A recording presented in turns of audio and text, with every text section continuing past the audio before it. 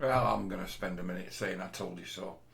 Not about what's going on, although, God, that was obvious, weren't it, when Starmer started to run his mouth.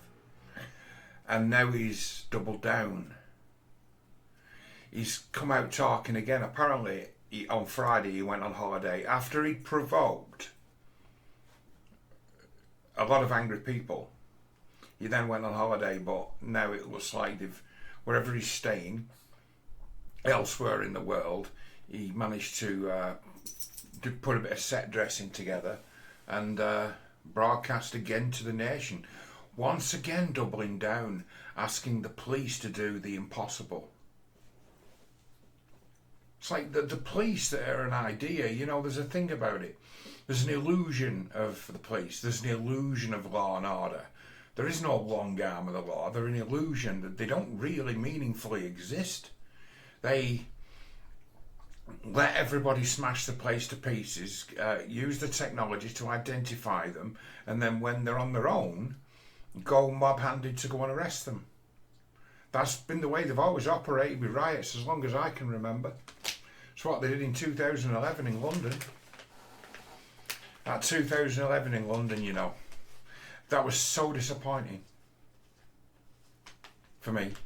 That looting that went on, I was so disappointed because when that crowd got together over that drug dealer getting shot, because they were using it as an excuse. Again, poor people. Been ignored. Been left behind. And when that crowd were moving, they had a choice of turning left or turning right. To turn right, they took them to the House of Parliament. To turn left, took them to the local high streets. Which way did they turn? Left. And started looting. When if they'd have headed towards Westminster, they might have brought a government down. That's the thing with it. It's like there's so many people around that are just flat out don't give a fuck anyway, and they're just embittered criminals that they always join in. Why wouldn't you? Under the smokescreen of the political grievance, why wouldn't every criminal in the country be out like, hey, we can get some for ourselves here? So they do. So again, to use the Sadiq Khan term, it's part and parcel of a protest.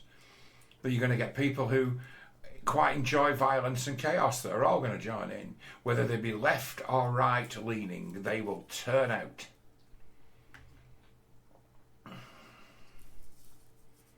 It's really, it's when it takes to the street and there's not enough police to handle it. There's not enough of anything to handle it. Every idiot in the country's out on the street. Every idiot, no matter whether they're bothered or not about politics, they're out on the street. Thing is, I don't think Starmer understands this country. I don't think any of the Labour lot do. I think the Tories are a few people amongst them that actually understood that there's limits as to what they can get away with saying. Sunak wouldn't have dared talk like Starmer did Thursday. And before election, I let it be known, it's like, look, I've actually entered politics here. I've joined up with George Galloway. And George Galloway's a leftist. And he's got a lot of opinions I don't agree with. But he's a decent bloke. I quite like him. He's decent enough. And he's always been very friendly and respectful to my good self. And he's always interested in what I have to say. He values my opinion. And that's something I can't say that for so many people. So I've allied myself with George, and it's like the people around him are decent leaders. They talk sense. He's got a lot of talent available to him, George. So why did I join up with George Galloway? Why am I a paid up member of the Workers' Party of Great Britain who pays subs? Because they're not the Labour Party. Why did I get involved with them? Because they had a chance of keeping Labour out in this town. And then with that, there'd be an actual voice of opposition in the town politically, which there hasn't been for years. There isn't. Conservatives don't oppose the Labour Party. The Liberal Democrats don't oppose the Labour Party. Nobody does. Near as you get to political opposition in this town to the Labour Party's harebrained schemes is rebels within the Labour Party. So it's like they control all these places where violence has erupted. They're all Labour-run towns. They're all Labour-closed shops. They're all completely red, like one-party dictatorships, all of them. All these places, all them places I mentioned in that video, one or two of them where there hasn't been trouble, but I think I mentioned every one of them that has really kicked off. Rotherham was on the list, but it wasn't towards the top of the list. Tamworth, well, that's North Birmingham. Well, did I say Walsall and there might be trouble. Wolverhampton, there might be trouble. Well, that's kind of Tamworth. North Birmingham. I'm very surprised something hasn't gone off in Rochdale, but the problem with Rochdale is, I'll just go out and say it, for idiots, right, who might decide to hit the street, they'd be within minutes massively outnumbered by the local Pakistani Muslim population in those parts of the town. You're just asking to get your ass kicked, and it's be absolutely stupid and asinine to start to protest like those guys did if you're going to face a reprisal, which most have.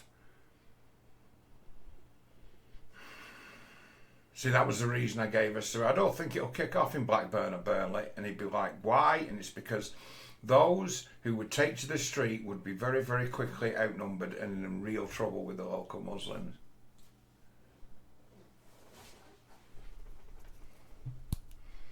Never kick off in Rochdale because of that.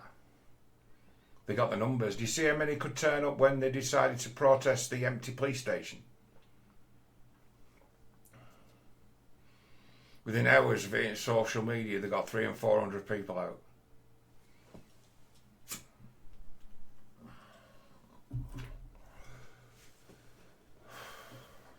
And you say this is where it's an interesting thing, certainly Rochdale.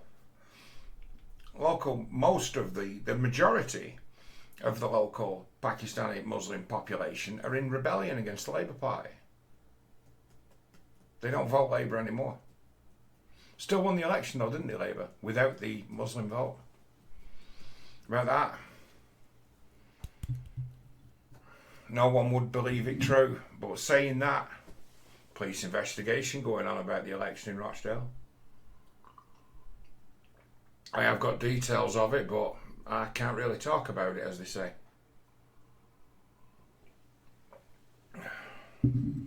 Saying that Rochdale was cut in half, balkanised. Most of what you would call central Rochdale is now part of Middleton because of a boundary change. So they managed to cut the George Galloway's vote in half to make sure he wouldn't get elected this time. It was already it had already been planned, but that was something that they'd already worked out they could do. It was a move to make sure that the neighbouring seat, you see, Haywood Middleton, went Tory last election, and they wanted to make sure that never happened again. So they changed the boundaries.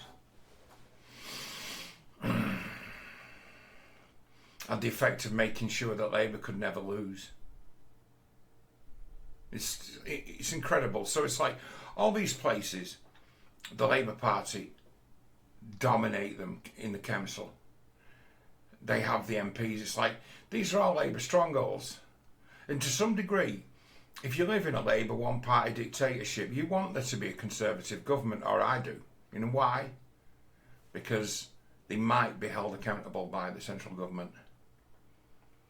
But at the same time, it's a double-edged sword because it gives your local council always someone to blame, saying the central government refuses to give them enough money and things like that. But now we've got a Labour central government. That means that now the local police, the council, are completely unaccountable. That makes them laws unto themselves all over again. but without the excuse of blaming the central government. So what does that create?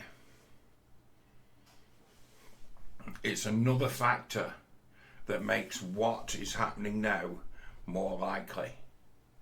And then this great big fact of the matter of the 45% that didn't vote at all in the election, that are completely disenfranchised but still live here. And the knowledge amongst certain people, myself included, that if you give them someone who they thought that could win, they'd vote.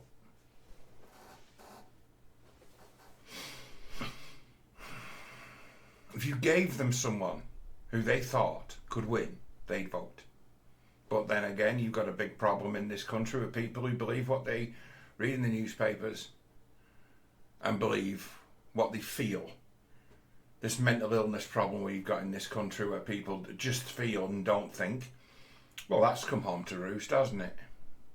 It accounts for the people fighting in the streets, and it accounts for the people pouring scorn on those who've taken to the streets from the comfort of their own homes. I've got a very serious heart condition. And you know what? If I didn't have, I'd be out in the street too. I'm a veteran political protester.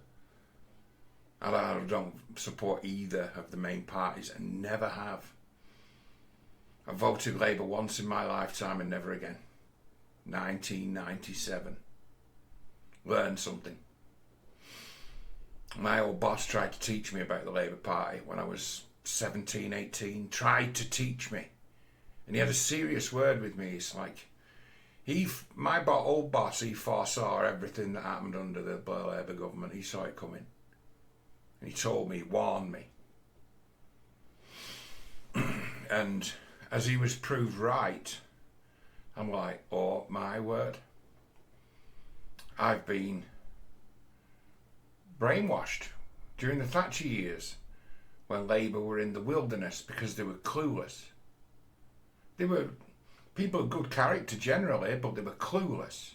And they were all of that boomer generation who were used to having things given to them for free. And there being plentiful work, plentiful opportunity. Loads of people in essence non-jobs, able to work for the nationalised utilities and the like. There were all those people. So they were having that taken away from them because it was basically turning their country into a duck egg. But it's like that was all broken up, and then you've got a situation since that was all broken up as to where now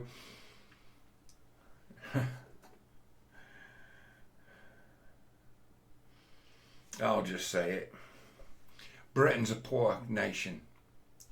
They say we've got the 6th largest GDP, or the sixth biggest economy in the world. It's not true. It's a lie. London has got the 6th biggest economy in the world. Maybe even higher. This country feeds London.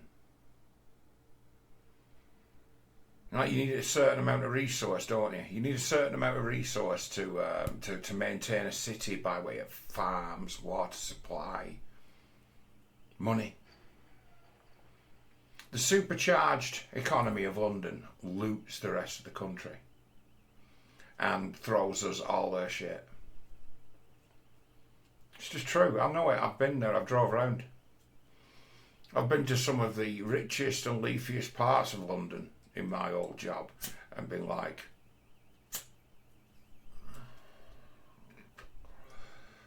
if only them people around my neck of the woods who live in the better neighbourhoods and seem to think they're, the elite, if only we could just cable tie them all, put them on a great big coach or even a load of coaches, blindfold them, drive them down to London and show them St. John's Wood.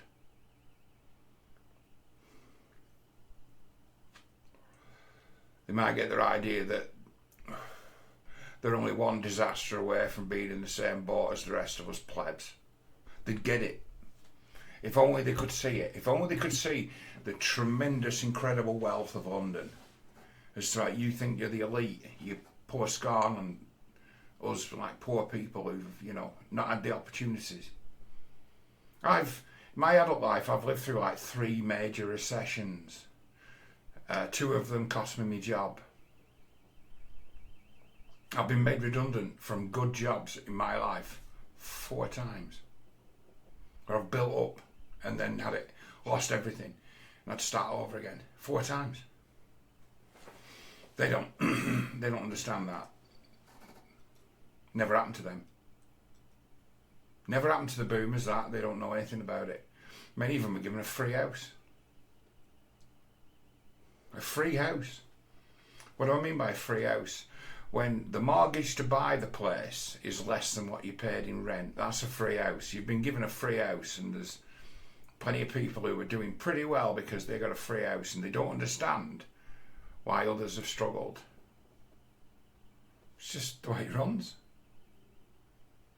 But there's a problem. They say that this country has been on its knees for years and it's been running to the ground, and they don't need us anymore.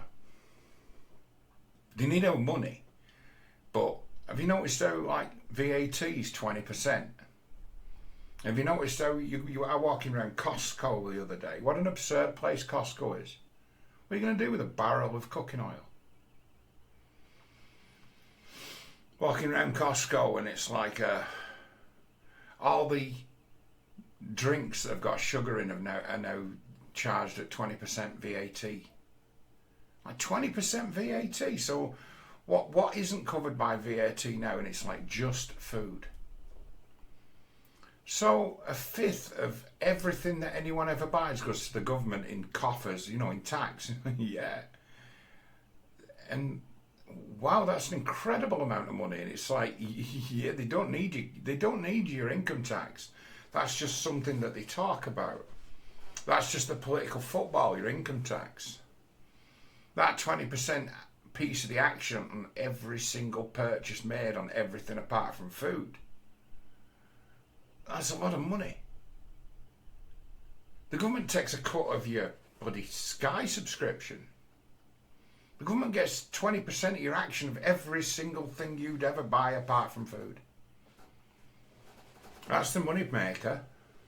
Everybody's paying a lot of tax. They're taking a 20% cut of every purchase made. And then on top of that, you're paying your council tax, which is, well, in this part of the world, it's £1,000 a year to have your bin emptied. And for the council to waste money on things in the name of a future where none of us drive cars. And by extension, a future where none of us have jobs. Because without cars, you don't get to work.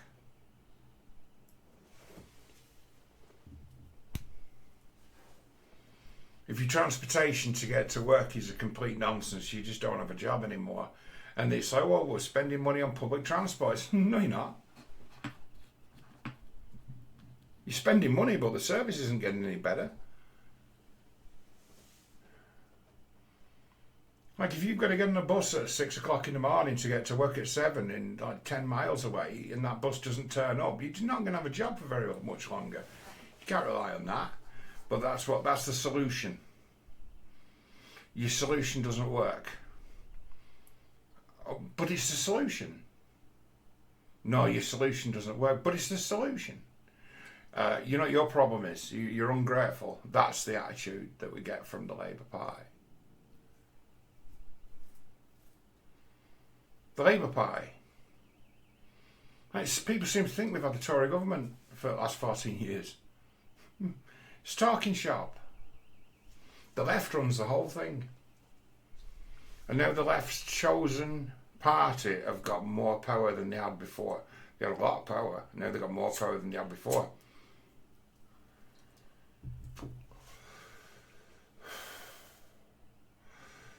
I was up there with Peter Hitchens saying, vote against the Labour Party. Don't vote for reform. Vote against the Labour Party. And when Labour got in and Reform only got 4 seats, that group of people all turned on Peter Hitchens and said, you split the vote, you made sure Labour got no. It's like, no, he told you he told you what was going to happen if they got in. Other one, David Starkey, he said, look, if the Labour Party get in, we're going to have a whole new set of problems, you know. And these are guys who live in the nicer parts of Britain, and they're saying, from where they live, in like Oxford, Cambridge, Cotswolds, this is going to be bad. And it's like, I wonder what the local political experts up in Sunderland and Newcastle and Hull and Rotherham and Stoke-on-Trent, all places apart from Rotherham, I missed Rotherham off my little list, they were like, what happens now is that everything that your local council should be going to jail for is now going to be completely forgotten, and they're going to spend money like drunken sailors for a year or two, and then they're going to tell us they've got no money, and our council taxes are going to start going up, not 5% a year as it usually does, it's going to start going up 20% a year, and the wages are still going to stay the way they are, and they're going to start seizing our property. They're going to turn us into a source of reclamation work. They're going to make loads of work for the local magistrates' courts and the local lawyers.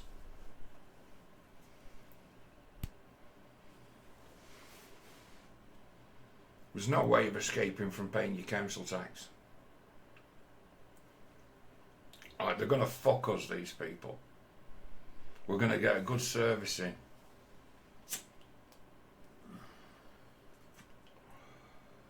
And they're going to double down on this ridiculous notion they have of being public servants. So you get paid. You do a job. It's not a vocation. You are not giving us the great gift of your labour in the service of the common good. You're all getting paid. You're all making money out of this.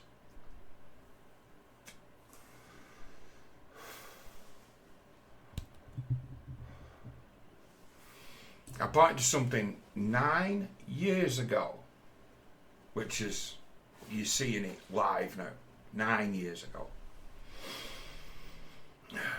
Government and large corporations using the Myers-Briggs personality test to recruit workers. And deliberately recruiting all the narcissists and sociopaths to work for them because they're more receptive to training, easier to indoctrinate, easier to manipulate with words, and very quick to punish. Which like 9 years ago, it's like, how do you get it so it's like this? So they're so avoidant, so they can justify all these actions to do all these terrible, cruel things to people. How is it even possible that, and it's a matter of, well, they're all sociopaths. You don't get to work for them if you're not. If you question, if you think for yourself, you just don't get to work for them. And how long that been going on? Since the 97 Blair regime came into power. We're going to start using the power of psychology to better manage our workforce. This one's a go-getter, they'd say. And it's like, what does he do at the weekend? He's a crackhead. Drunk. Sex pervert. But he's good for our uses. Perfect for our uses. He's receptive to training, meaning he's easy to indoctrinate and will always bend the knee to authority and power.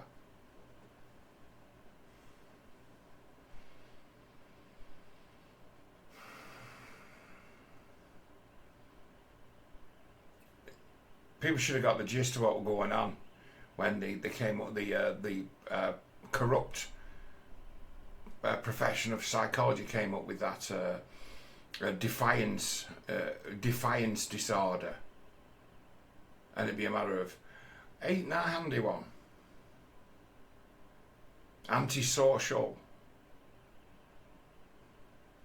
These defiance disorders. It's like he won't do as we tell him, therefore he's mentally ill. It's like That's what they used to do in Russia. That was why they'd send people to the gulags. They'd use psychology to judge people as being antisocial and send them to the gulags without committing a crime. And that was because they'd decided what the definition of insane was, politically. And they didn't send people to gulags in this country. What they did was they made them unemployable, marooned them in the benefit system. That's what they did. In essence, took the talent and made it unemployable. They did it deliberately. I've been keeping track of it.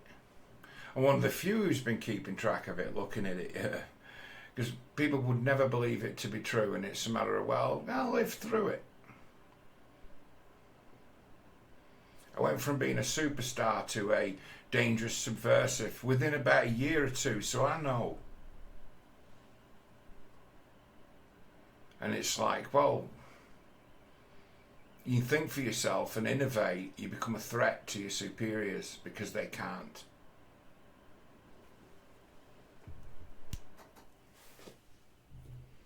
There's been a war on competence. And being someone who was competent, I got the chop.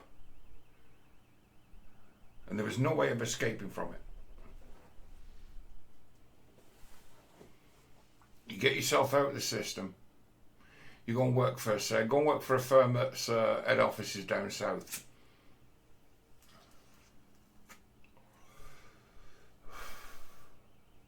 So you're left on your own. And then have you, the firm you work for, get bought out by a bank, who then asset strip the company when they say they're going to invest in it. Go through that once or twice. And that supercharged London money decides to buy that asset, and finds out that the company's assets are worth more than the company. So they buy the company, shut it down and sell the land. Had that happen to me more than once. And that'd be capitalists in London who do that. Because, hey, things are cheap in London. My old buddy Lee, what he used to spend on rent for a 3-bedroom house in South London was enough to rent him a 6-bedroom mansion in Sheffield.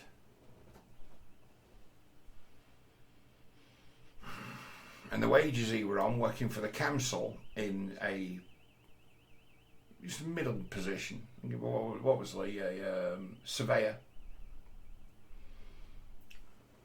Would see him in Rochdale be the second or third highest paid person working at the council.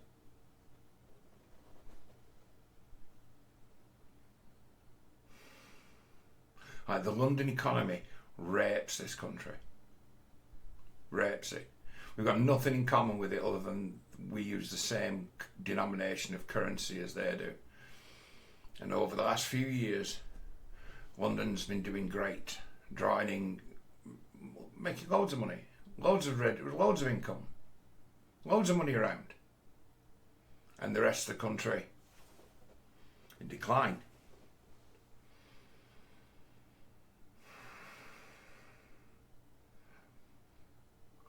The rest of the country subsidises London, keeps their prices low. Certain things, the cost of living in London is a lot cheaper, relatively. How much does it cost for your Sky subscription? Yeah, your Sky, if you have Sky, your subscription's like £42.99 a month if you want the sports. How much is it if you live in London? £42.99. If you buy a Big Mac in Rochdale, it costs you about £5.69. How much is a Big Mac in London? £5.69.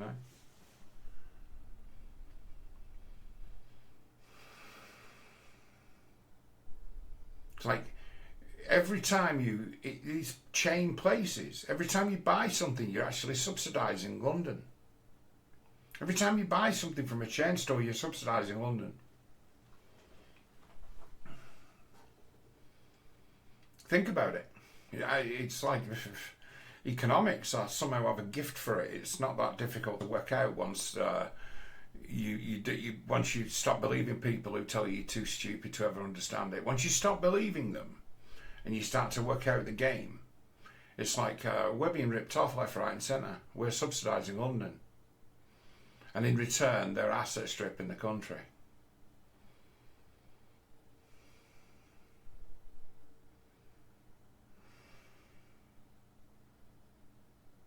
And now we've got a Labour government that don't care. They're bothered about themselves. Everything that's happened to the wider country that's seen the place just go to the dogs has been done on their watch, whether it be under the Blairite or it be under the Tories, when the Tories don't seem to have much power to stop your council and your local, your local NHS combined authority, whatever they want to call themselves, just doing whatever they want and be completely dominated by the Labour Party and the unions. It's a partnership.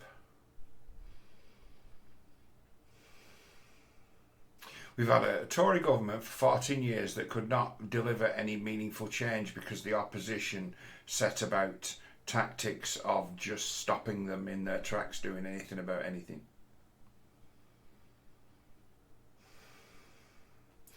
And now they're in government and they've got no idea what to do. They were just completely obsessed with getting into power. They've got into power. Now they no longer stand in the way of the central government doing whatever the central government wants to do. What does the central government want to do? Nothing at all. It quite likes the way that things are because it better suits them, because they don't have to worry about job security. They don't have to worry about money. Most secure jobs in this country are working for the government. Best pension deals you'll ever see, working for the government. Best wages, working for the government.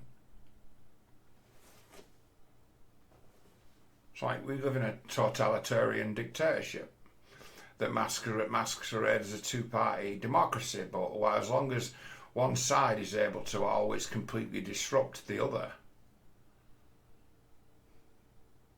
Well, the Tories like in opposition, non-existent. Tories haven't even got a leader at the minute.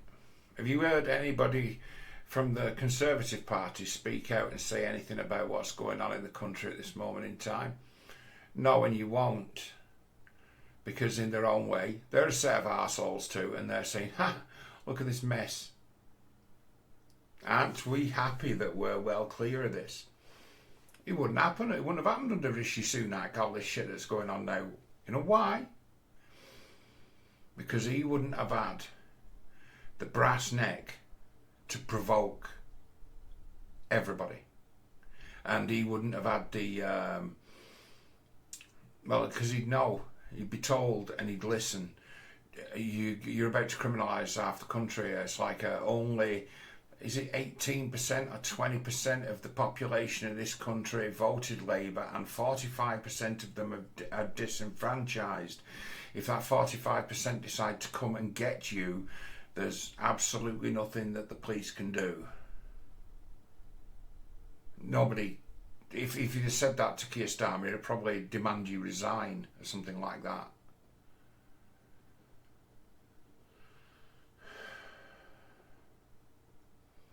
But it's weird. The Conservative Party have got these little pockets of sense that the Labour Party haven't. You'll say, look, the last thing we need to do is to pour petrol on this fire. Let's not provoke a mass uprising. And, well, Keir Starmer thinks he knows better than everybody, doesn't he? Peter Hitchens was right. And not enough people picked up on it. I did. I joined forces with George Galloway. Well, I can maybe have a shot at keeping the Labour Party out of Rochdale. Maybe that's because that's as much as I could possibly do. Failed, but like I say, there's a police investigation into the election. We've not done anything with it, and Andy Burnham will have the final say as to whether it's even, he can just get it thrown in the bin and vetoed. So What do you think's going to happen? But when Andy Burnham throws it out and gets it vetoed and forgotten about, what do you think's going to happen in Rochdale? I'll give you a clue. Something quite similar to what's happening in Middlesbrough.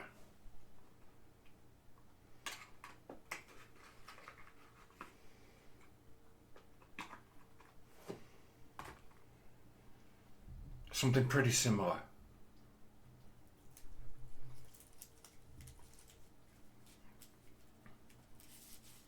But for the same overall reasons. How many people a year have been getting into this country on them little boats and by lax rules with visas and things like that? How many people have been turning up? Rochdale's got a Hilton hotel now. You know, a great big hotel in Rochdale. That was my idea. What? Yes, it was my idea.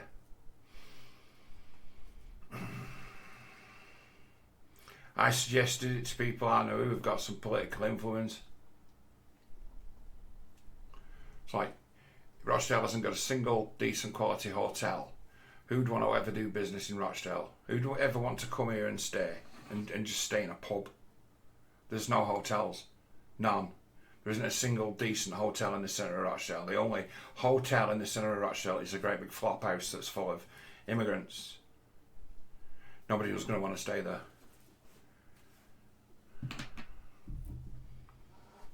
Get the finance up one way or another and build a quality hotel in Rochdale, and suddenly you might find that people might want to do some business here because there'll be somewhere decent to stay. Start small.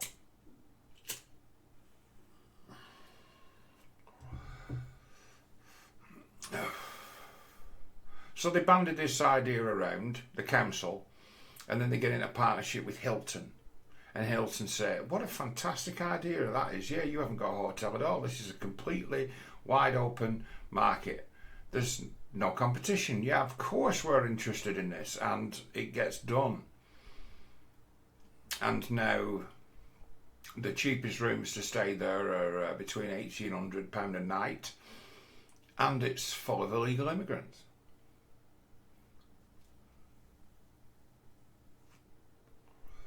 It's full.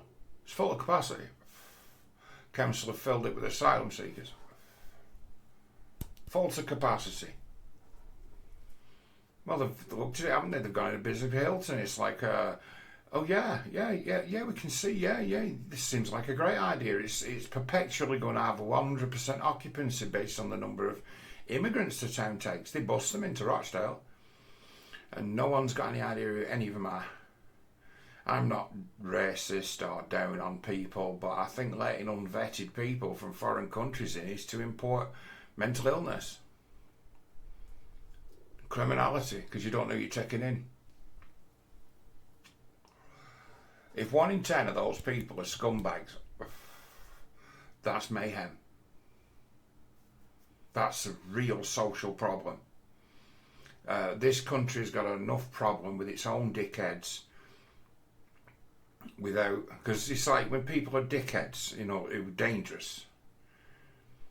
They tend to show signs of being dangerous at quite a young age. People tend to know about them. It's never really a secret when someone goes off the rails. That's why I personally get very angry about the likes of that Rwandan kid who's done that killing. It's like somebody must have had an idea at some stage of his life that there was something fucking wrong there. You don't set about mass murdering out of nowhere. It's just unheard of. You'll hear people say, oh, we had no clue, he was such a quiet lad, kept himself to himself. No, they're all lying. Someone knew he were a dangerous person, unhinged, a threat to everybody. Now most of the time people like that are on the radar somewhere or other. But then as years have passed on, as years have moved on, suddenly we've got this just outbreak of absolute crazy. And no one having any clue or idea, or saying they've got no clue or idea that these people are nuts. You used to see it every now and then. People who were dangerous, they'd get found out to be dangerous the first time they broke the law, and that then be a problem, saying, hang on, the system's failed. If we're only finding out that this guy's a dangerous sociopath the first time he kills somebody, we failed. The education system's failed. Why are we spending all this money on these protect strategies? Why are we educating the kids the way we're educating them? Why do we even bother? Because we failed. If one gets through, we failed. And they've become more and more and more and more and more harder to detect. Why? Unvetted immigration. Everyone seems to have forgotten that maniac who went on the absolute rampage with a knife in Nottingham, not even 2 years ago. That was like beyond the pale crazy, and that was like a foreigner who was he's not gone to prison. He's gone to a psychiatric hospital. He was passed unfit to even stand trial. And it's like, so there were no clues about this guy. And it'd be a thing where I've been making videos on YouTube now for probably about 12, 15 years, and I'm a fucker for deleting the whole lot. Times when I started getting, there used to be times when I used to start getting threats and people reporting me to the police and things like that about things I've said. And I haven't said anything. I didn't say, burn down the synagogues or burn down the mosques or anything like that. I just pointed to trends that were alarming, and people, he can't say that. But I had a thing where I was saying, our country's on its way to disaster because so many people give other people the benefit of the doubt. And I was guilty of it myself for a long time. Giving people the benefit of the doubt, and then I suffered for it. And when I suffered for it, I woke up, and I'm like to the rest of you, you need to stop giving people the benefit of the doubt, and you need to get wise, and you need to start listening, and you need to start watching, because this is a national disease we've got of giving people the benefit of the doubt. We think we're fucking psychic. We think we're mind readers. No, what we're actually doing is giving people the benefit of the doubt and thinking better of them. And thinking better of people who are dangerous is not a virtue. I was 15 years ago talking about that. It's not a virtue to give villains the benefit of the doubt. It's not a virtue. Mercy is not a virtue. It's weakness even sometimes, depending on what you're looking at. You have to understand that, wrong-uns, people, the worst ones are, I was told about this once when an uncle of mine was still alive. And he's an uncle, my dad's oldest brother, he's like the best of the bunch. And he was a prison officer in New South Wales, Australia. And the people that he was locking up like category A inmates, murderers, rapists, child molesters, the worst of the worst. And he knew something about their nature. He taught me. It's like, it's quite a lot you can do with a murderer, depending on his motivation. If he'd been provoked and he was, in some regards, glad he killed the bastard, that guy actually could sometimes be rehabilitated and have some insight and feel some remorse, but at the same time be, in some ways, glad he killed the bastard, and you could respect them. But he's like sex offenders. No. They're manipulative. They always play the victim. They're trapped in it. They'll never change. They can never be trusted. They can never be rehabilitated. And he's like, the Australian prison system knows this absolutely. And it's just human nature. There are dangerous people in the world. There are monsters. And they tend to play the victim. My Uncle Fred taught me this when I was 17, talking about being a prison officer. And you know, he came to Britain, he moved over, he emigrated back, and he wanted to go back to working in the prison system, and they wouldn't have him. And you know why? Not politically correct, his attitude towards prisoners, because he knew the truth of them.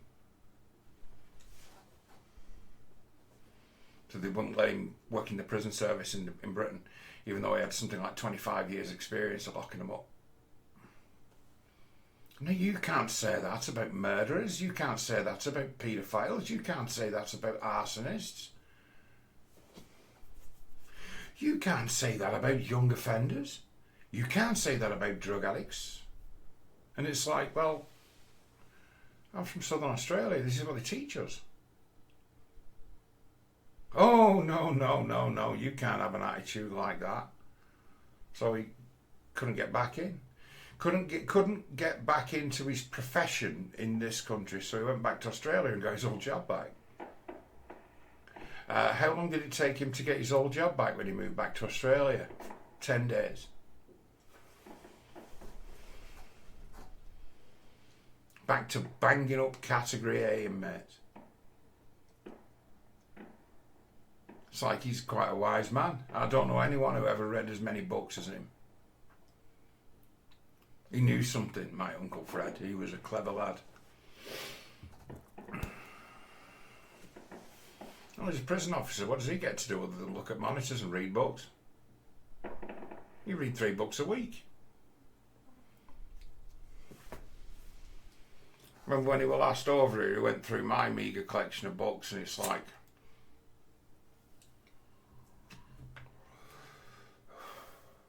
I've read all these, but I've not read this one. Can I have it?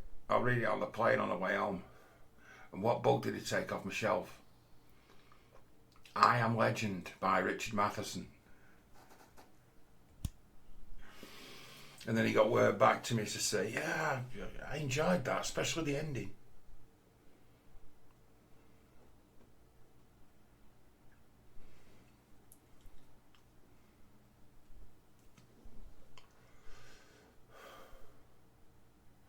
Warned you about that Labour government. Blindness, narcissism. All of them. Anyone who could think for themselves has been drummed out of the pie. And they're all sycophants now. They're all like-minded. They're all have only got it in their nature to think of themselves as being perfect and brilliant and heroes, and double down and tar everyone with the same brush. We've got a government of narcissists now, and it's a disaster for us. Them Tories, as bad as they were, I say, there are 350 dickheads and 10 people with a straight mind who could, in essence, see what was going to happen and would advise caution. Labour Party haven't got 10 people with a straight mind. Just haven't got it. Just don't have it available to them. They're all the same creature, the same demon, the same arse licker. And now they're completely unaccountable. From top to bottom. And you wonder why half the North is on fire, and if it's not on fire now, it's going to be on fire not so far off in the future. What are they going to pull out of the hat next?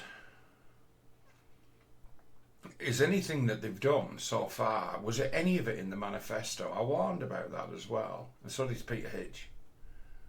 Forget the manifesto, they're not going to do anything that they said they'd do in the manifesto. Blair never did anything that he said he'd do in the manifesto.